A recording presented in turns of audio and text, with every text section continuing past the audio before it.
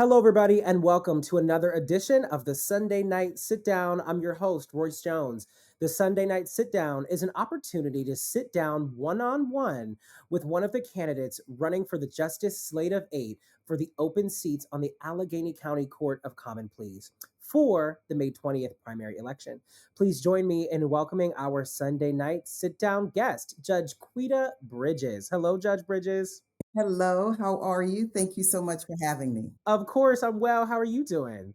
I'm doing quite well. Very good, very good. So we'll go ahead and jump right in this evening. Our first question for you is what has inspired you to run for office?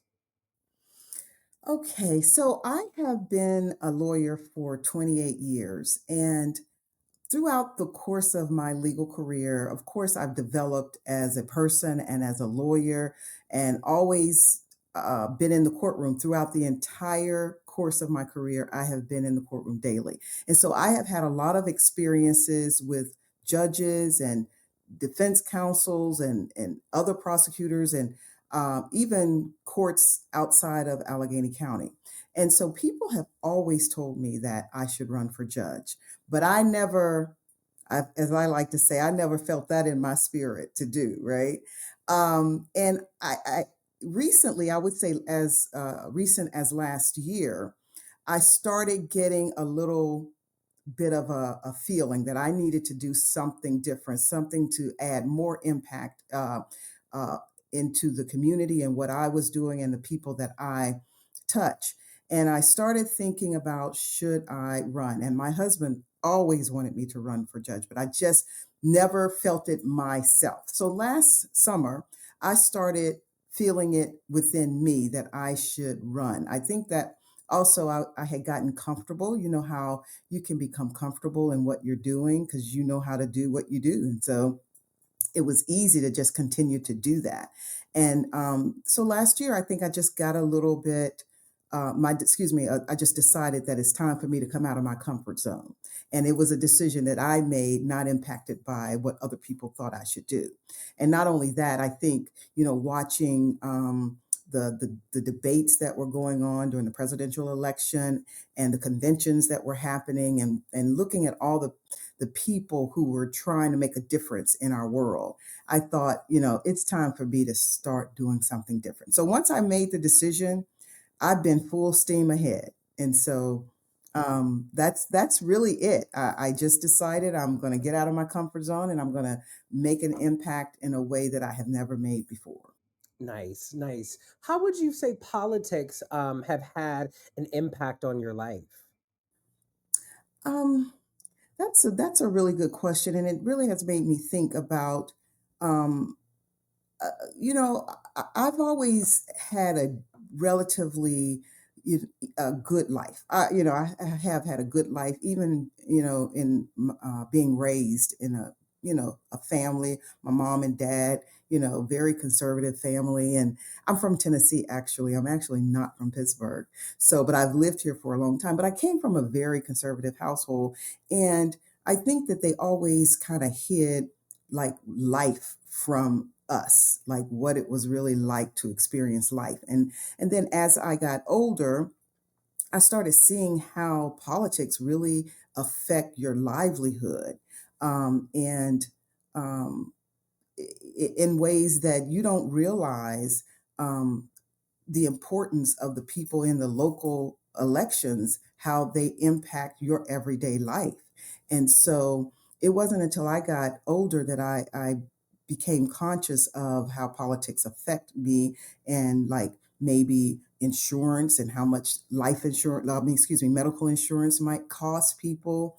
Um, Various taxes that are imposed upon us as a community, also the cost of food. Like I really never knew how much politics impacted those things because it was kind of hidden from us. And as I've grown into this legal community, I feel like the courts have always been um, like not political. Not they're not supposed the courts are not supposed to be political, but it seems like this changing environment now courts are becoming more influenced by who is in office.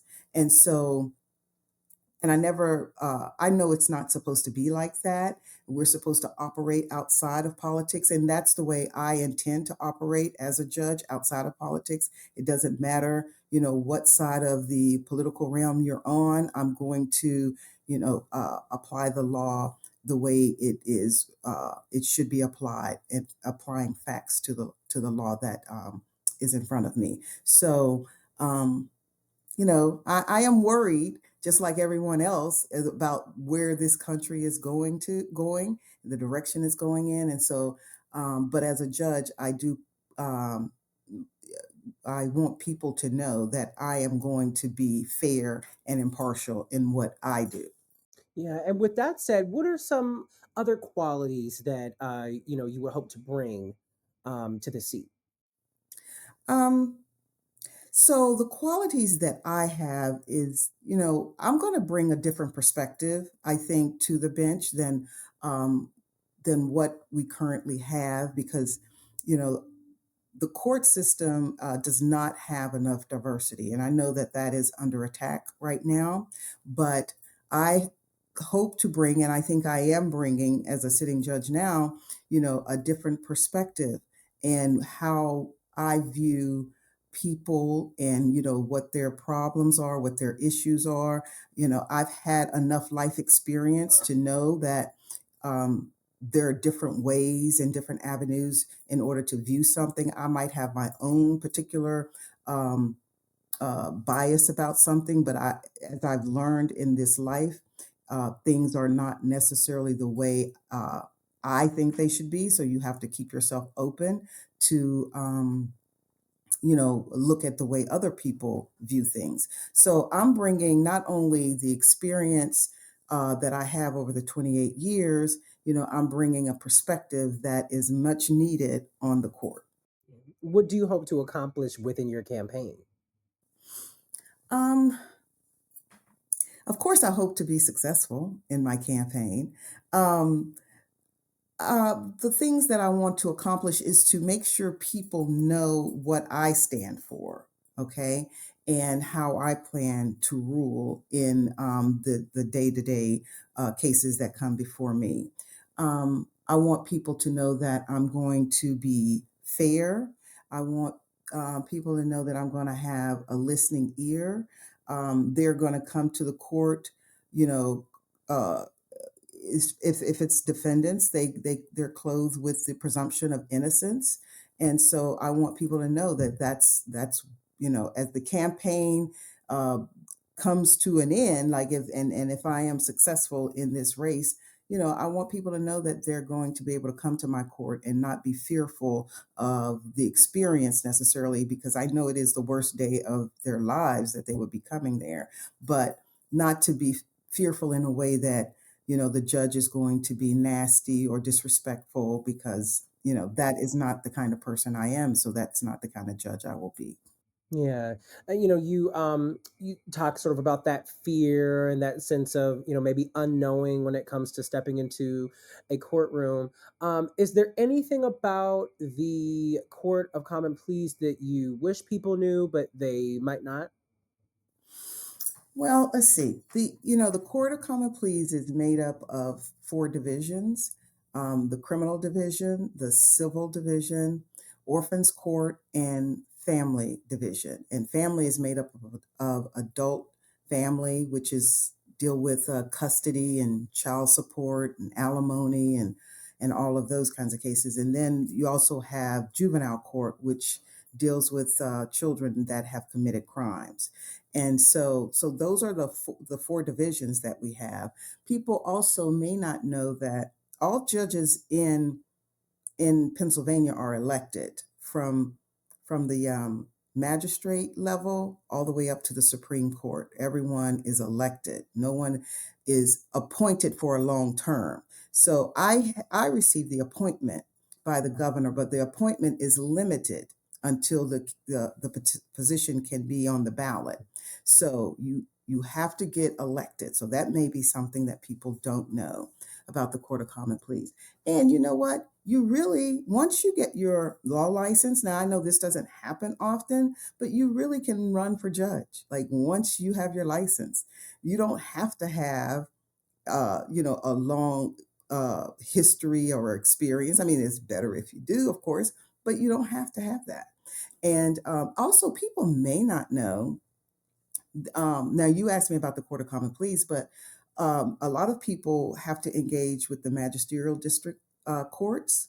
You don't have to be a lawyer for if you run for that particular court. So that might be something that people do not know, but that's not the Court of Common Pleas. But that is the first court that you go to before you reach the Court of Common Pleas in all cases. So let's see, what else is there to know that people may not know about the Court of Common Pleas? Um, there are 43 judges there are 43 elected judges in the Court of Common Pleas in Allegheny County. So that may be something else that people do not know. Okay. And I know you mentioned, people, maybe the experience level might not need to be there. You can get your law license and become a judge, but when it comes to you now, we're talking 28 years in this game. So, your story is a little different. My story is different, right? Yeah, I don't be most people don't go right into, running for judge right out of law school, but I'm just saying that's something that maybe people don't know that you really could do. I mean, who's to stop you? If the community elects you, there you go. There you go. What does justice mean for you, by the way? Justice is, fairness. It means equity. Um, it means, you know, being respectful to people. Um, it means also balancing accountability with just yeah, restoration. Sometimes you have to balance those two because I like to say sometimes good people sometimes make bad decisions and then they end up, in front of the court, but that doesn't make them a bad person. So you have to be able to balance accountability and restoration at the same time. So all of those things factor into, for me, what justice means. In what ways would you say you have past practice in working with um, communities that might be different from yours? The communities that I'm in the most are, of course, African American communities. However, I think throughout my whole life, I have had to be a part of a community that looked different from me. My work experience, this is coming to my mind. My whole work experience has been working with people and being with people who don't look like me and having to navigate that.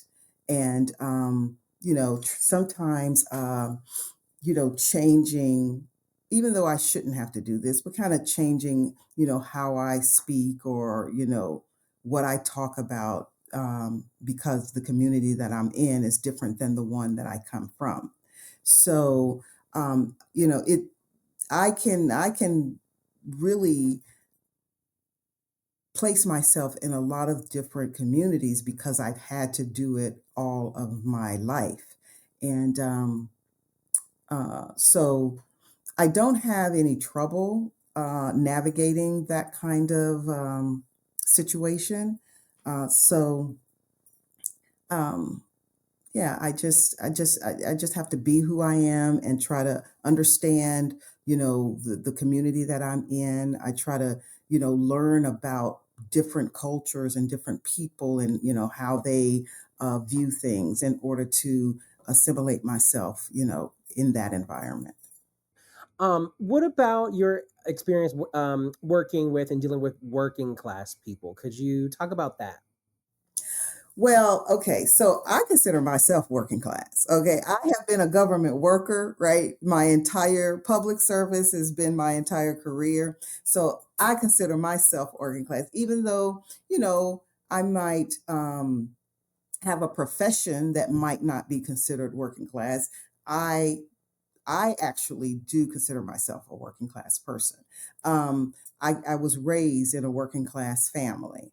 And I make sure my kids go to work, right? I make sure, I, I don't care if it's working at a restaurant or a car shop or whatever it is. Work is, very important to make sure that they do that so they can learn how to sustain themselves. So, um, I mean, I feel like I'm a working class. I'm just saying.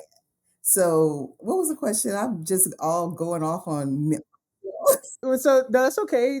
So the question is was what is your experience in dealing with and working with working class people? And I think that in the work that I have done, you come in contact with all kinds of classes of people. So when I work with people in the court system, because most of my cases have been victim oriented cases, and so working with them, it's just a matter of just trying to understand where they're coming from and understanding what happened to them and not impart, my own views on what I believe should have been done or you shouldn't have done this and you should, just trying to be understanding to people in whatever class of life that they come from. But because I think that I too live what I think is a working class kind of lifestyle, it's not hard for me to to speak to people who are of that particular class. Because even people in unions, they're considered working class, but they might make just as much money, if not more money, than a person that is a lawyer. So that's the reason why I think that because I have been in public service, I have not considered myself like a high class kind of person. I've, considered myself as one that can work and deal with people at my level and so on. So. Next question is very specific, but how would you say your campaign would improve the quality of life for an average 24-year-old? Well, that's interesting. How would my campaign improve the quality of life for a 24-year-old? Well, what I would hope is that my campaign could inspire people to do what it is that I am doing. Or, at 24, you might not be able to do it, but maybe in some other uh, way you can start getting into politics so that you can help other people. Sometimes people in black black and African American culture, sometimes we don't know that we can do this because we don't see other people that look like us doing it. So I hope that I can inspire people to say, well, if she can do it, then I can do it. And that's probably the biggest thing that I hope that the campaign is. It's influential to other young people. What is your past experience in working with people who may have already been impacted by the justice system? Um, I've had a lot of people have been impacted like in different ways. I've had witnesses who've been impacted because they're afraid to testify, and so I have to figure out how do I keep that person safe, plus hold somebody else accountable for what they did. So that's a way that people are impacted. I've dealt with children who have been sexually and physically abused by people that they actually love, because a lot of child sex abuse is not by a stranger, it's by people that they know. And so having to help them to navigate the system to get them some type of justice it's hard. And but I have to be the voice for that child, or I've had to be the voice for that child. And so those are those are difficult cases to deal with. I've also had cases where, you know, defendants, they may have, depending on their background, um, they have gotten into situations where, they may not feel like they have a way out. And I have looked at defendants, especially the young ones, like the 24, 25-year-old young men in particular, who have just had a bad start in life. And so I've had cases where I've said, I have got to give this person an opportunity to correct their behavior. And I think that if you don't have people like me to and being in the prosecution side of that, to be able to look at someone that looks like me, looks like it could be my brother or my nephew, and say, this person needs another opportunity. And you don't say it out loud necessarily, you're thinking it. And so you have to formulate a resolution that's going to give that person another opportunity. So I have been in this system long enough to know that it's not just about, getting the biggest conviction that you can. For me, it's always about how can I hold a person accountable, but also make sure they get a second chance. And, and it's a balancing thing that I've had to do over the course of my career, and people don't really know because I don't have to talk about, and I don't talk about what I've done for people on the other side of the bench, or I should say on the other side of the table. I don't talk about what I've done, but I know and they know what I've done to make their lives a little bit better in the bad situation that they're in.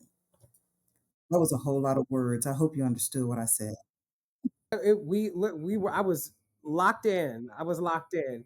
Um, thank you for sharing that. What is your vision, by the way, for public safety and community investments to reduce any potential issues of violence in the community? Well, I mean, resources is always the thing that you need most of to um, help to elevate, people, and we need resources in our community as it relates to mental health, poverty, education, these in communities where you have an abundance of resources, you don't tend to have those same issues. So if we can put some resources into making sure our schools have the best teachers and our schools have the best programs, we have housing that's, decent and people are proud to come home to, and they have food in their house to eat. And, we have, employment that we can make sure that parents have so that they can raise their children to be productive. And we need to make sure we have safety among in the community. So I think the more resources that we can pour in the community, the better off the community will be. I've been in ever since I've been in the campaign trail. I've gone to some communities that I could not believe. The schools, it's like they have campuses out here. And, I went to a school, and I'm not gonna say the name of the school, but they had the lunch that I would have eaten. Now you go to school lunches, you're like, "I don't know if I wanna eat that school lunch because it's not looking as appetizing." I went to a school, the school lunch looked like it was a restaurant. Like, they have all of these things, and, these kids have an advantage, and sometimes in our, other communities, we have less of an advantage because we're not pouring enough resources into those communities. So, I think resources is that's the word that keeps coming to me for that question. Yeah. I have here a question. It says, "What does transparency and fairness mean to you?"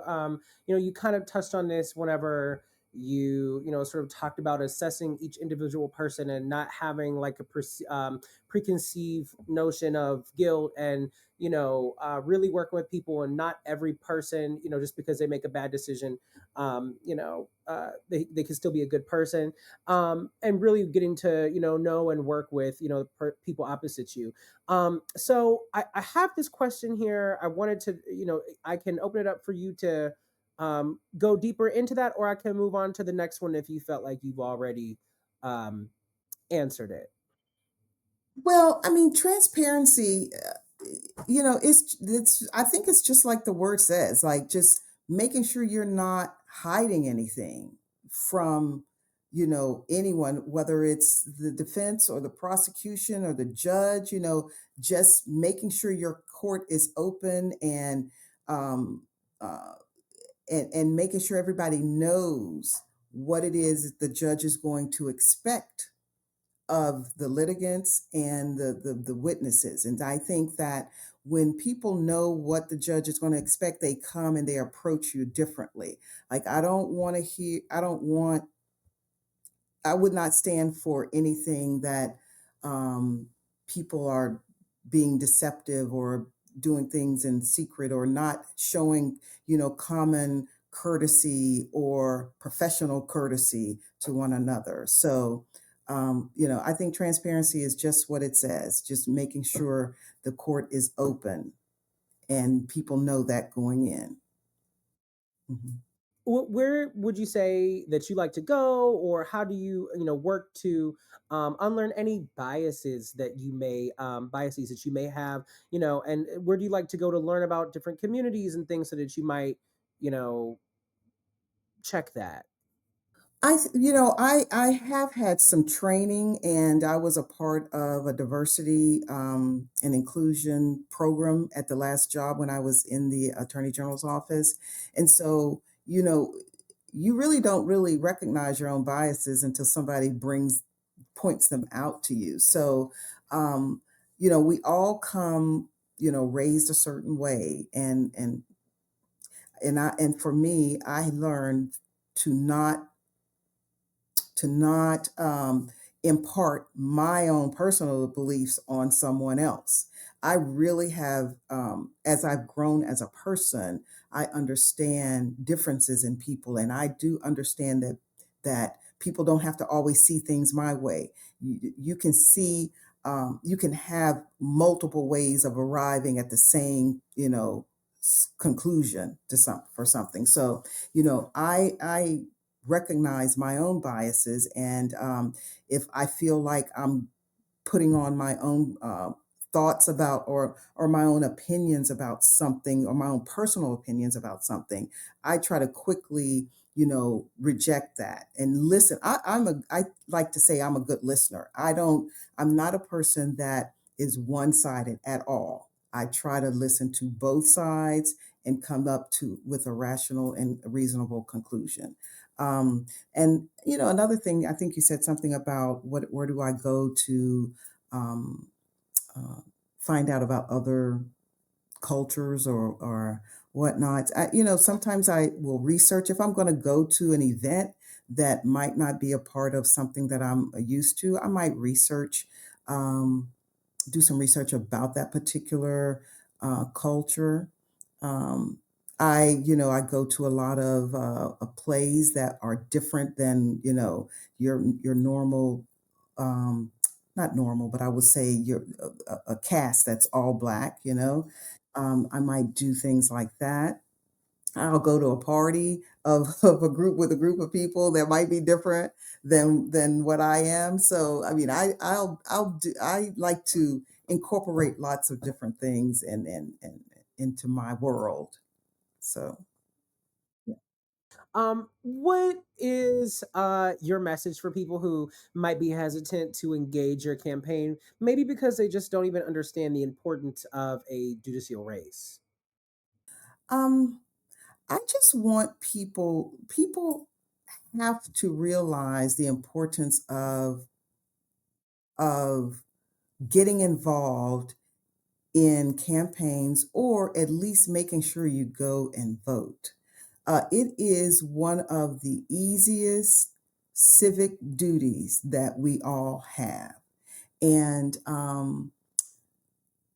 you know, you have to learn about the society that we live in. And politics, unfortunately, is embedded in our life, in our everyday life. So if you don't learn about what it means to have experienced judges on the bench, then one day you might have to go to court and then you have to go in front of someone that maybe doesn't have a good temperament or doesn't have the experience that you need or they're not compassionate. So you really need to know the type of judges that are being elected because oh, this is another thing I should have added when you talked about now I'm going backwards when you talked about what people don't know about the judicial system or the Court of Common Pleas. You know, the judges are elected for a 10-year term. And so 10 years, they don't have to go and run a campaign again. They just get retained. And in the time that I have been a lawyer, I have never known anyone to not be retained. So judges can last up until I say a lifetime, but at least until 75. So if people don't know, the kind of judge that they're electing or they don't get involved, then, they don't have a voice when they come into the court system and they have to, engage with a judge that is less than, maybe professional or whatever. So, really, I really want people to know how important it is to elect good judges. I really do. And I think that, because most people don't have to go to court. So they don't even think about or worry about who's in the court system. But maybe your brother will have to go to court, maybe your neighbors have to go to court, other family members. So you really want to make sure that you are electing people who are qualified and like I said have the temperament and the disposition and the knowledge to be in that position because their judges are there for a long time. And as you can see in this, what's going on in this country today, we need to make sure that we're going to elect people who are going to follow the law. Judge Bridges, is there anything that we did not ask um, that you wanted to bring up tonight? Um, I I don't think so. I just want people to know that, I feel like for me, I have been on this unknowingly working towards what I'm doing right now. Like I've been on this path for 28 years, not knowing I was going to be in this position that I'm in now. So I feel like I have definitely have the experience that's necessary to hold this position. Um, and I have like I talked about temperament. Like I know that I have the temperament. I say in some of my speeches because it's very important because I've had judges whose temperament have been off the chain. Now that might not be a nice way to say it, but you know what I mean, right? It's been nasty, nasty. I've been before these judges. And so, you know, judges set the tone of how people view the criminals or the justice system. And so we need judges that have good temperament. And so that is not often, you can't often tell what a person's temperament is like when you're speaking to them one on one, but ask other people that have worked with that person. What is that person like to work with? Because over time, you're going to show your true self, right? And so you really need to be mindful of that. But I am, I'm going to continue to work hard in the position that I am in because I don't know if the audience know that I'm currently serving as judge in the criminal division. And so I anticipate if I am elected, I will stay in that division. That is the division that I have the most experience in. Um, and so I'm just going to continue to work hard to earn the support of the people in order for them to, elect me as one of the 8 judges that are, in position for election right now. Nice. How can people get in contact with your campaign, by the way? Okay, so you can find me on all the social media platforms. I'm on Facebook, Quita Bridges for Judge. My email address is info at quitabridgesforjudge.com. And I am on Instagram, Quita Bridges, the number 4, Judge. And yeah, All right. you can find me. You can find me easily. We're gonna find you. We're gonna find you. Listen, we have one final question, and this is the hardest question you'll ask, or there that you'll answer rather, during this sit down, and that is, what brings you joy? Mm. What brings me joy? I'm going to have to go more personal. I think what brings me joy is when my children are happy, then that brings me joy. When I know that they are, safe and secure and, you know, and they have the things that they need. That brings me joy when my children are happy. Nice, good answer. We love that answer. Quita Bridges, thank you so much for sitting down with us this evening Thank you. and answering these questions. We thank you for that. Of course. And we thank everybody for watching this edition of the Sunday Night Sit Down. Remember, if you like what you heard, please make sure that you are registered to vote as a Democrat on May 5th and vote for the Justice Slate of 8 on May 20th. I'm your host, Royce Jones, and we'll see you soon.